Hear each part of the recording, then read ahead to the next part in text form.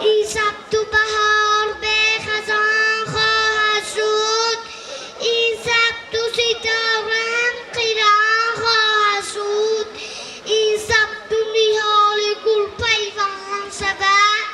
روز فردا دگره که گل فشان خواهد شد. ای عروسی نازنین بر خانه بختاور شوی هم رخ بدل ارجاع میدی. قدران مادران خواهران و برادران عزیز، لطفا اجازه دید من از نام خودم از نام شادران زعفران تو رو به این شب وقتی نکایت مبارکباد میگویم. الهی خوشبخت باشید. دوستای سرودی من برای تو صدام دل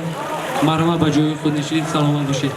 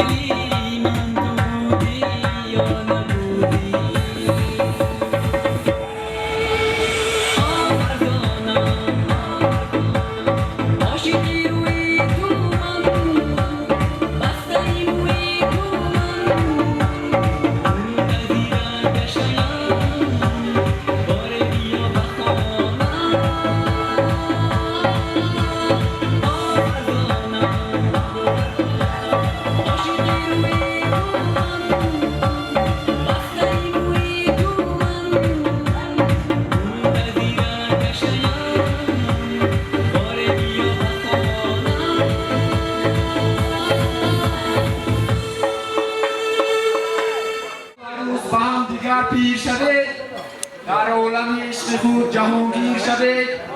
از چرخ تمنای عزیزان ناز صد ساله شوید بعد از او پیر شوید نوبختی و نشادی نخونه مبارک باد نوبختی و نشادی نخونه مبارک باد شاد و از دولت عشق آباد این جام جوانت رو جانانه مبارک باد اولا سلام و درودی به پایان به هر یکی جمع آمدگان بزم جمشیدی امشب لطفی صمیمی فرمایید من از نام خودم و از نام کلکتیو همسیلپانمان این دو گل ناشکوفته رو که قدم‌های نخستین خود را به سوی بخت روانه کردند یکی‌اش همسیلپی عزیزمان گلروزه و دیگرش کوچه عزیزمان زعفران رو به این شب توی علی نکایشان تبریک و مبارکباد گفته و هر دوی آنها از درگاه خداوند تنی سیاه عشق پاک خانه آباد و تمام خوشی‌های عالم و آدم را تمنا دارم بگذار در دل‌هایشان چه آرزوهایی داشته باشند جامعه عمل پوشد و دقیقتان تشکر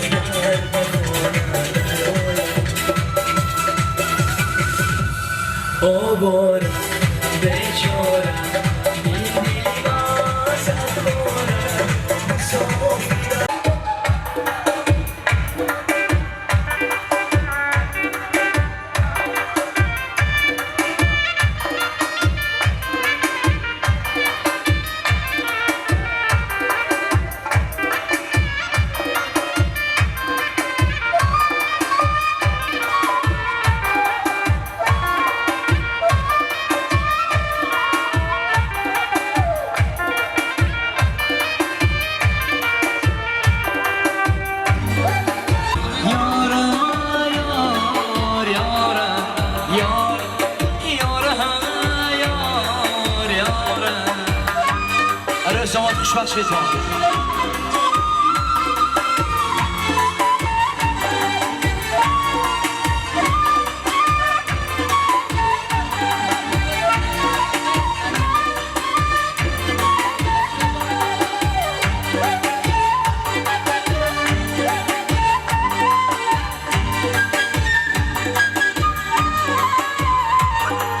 رازی